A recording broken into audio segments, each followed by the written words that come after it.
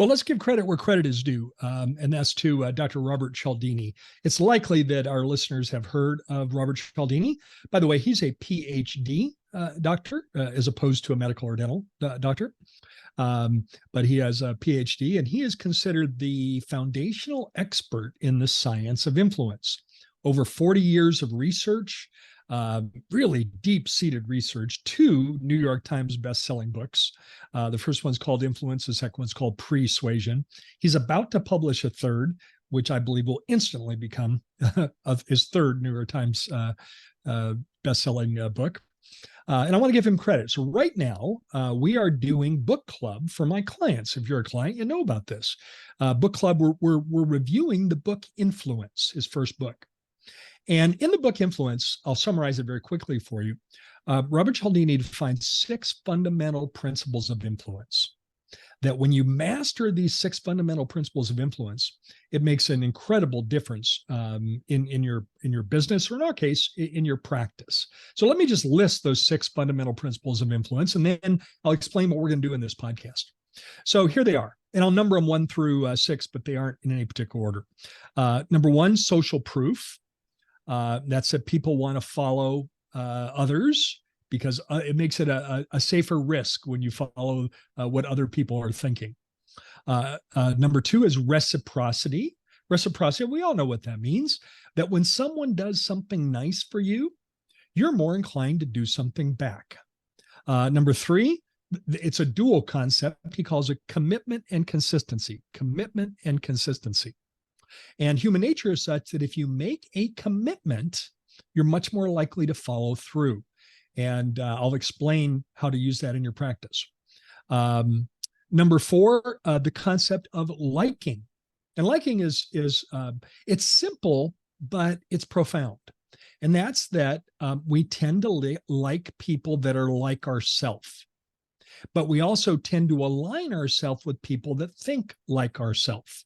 So liking is a very, very, very powerful principle. By the way, we use these things every day subconsciously. Number 5 is the concept of authority. Authority. We tend to follow respected experts.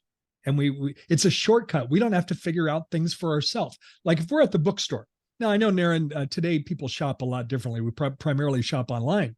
But imagine that you're in a bookstore and you're thinking about picking up a book, and the title seems interesting to you. And you turn it over to the back cover. What will be on the back cover, Naren? You'll see reviews from people who are in that field. So the book is in medicine. You're going to have famous doctors who say wonderful things about the book. Singing the praises about the book. Exactly. And so you read that back cover and you say, oh my gosh, I was right to think that I might be interested in this book. Let me buy it. You know, that's the principle of authority in action.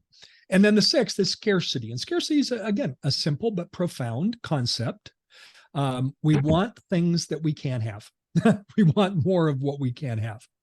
A classic example of that, Naren, is imagine you're going out to dinner on a Friday night.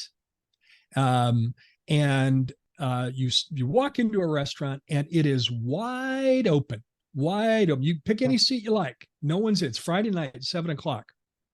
Compared to another restaurant, you walk in at 7:00 and every table is packed, and you get up to the hostess stand and you ask, I'm sorry, I don't have a reservation. How long have I wait? And they'll say, well, it's about 45 minutes, but you can have a place over here in the bar and we'll let you know when your table's ready. Which restaurant are you more inclined to choose?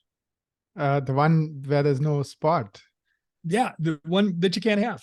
Yeah, because exactly. First of all, what was your first thought about the one that was wide open? 7:00 Friday night. What's wrong with this place? Maybe there's something wrong with this. You're like, why is nobody coming here? It's no good. Maybe it's no good. So what we're going to do in this podcast is we're going to go through an episode for each one of those principles. Today, we're going to start with the principle of social proof.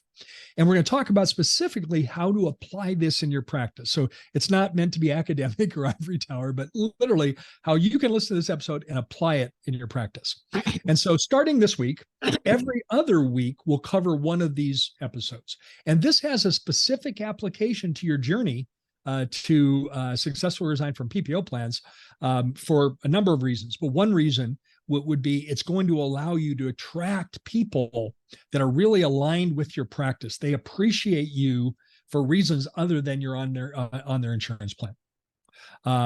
And number two, it's going to allow you to be more effective with your patients in your practice. More patients are going to say yes to your treatment recommendations as a result of you practically applying these principles.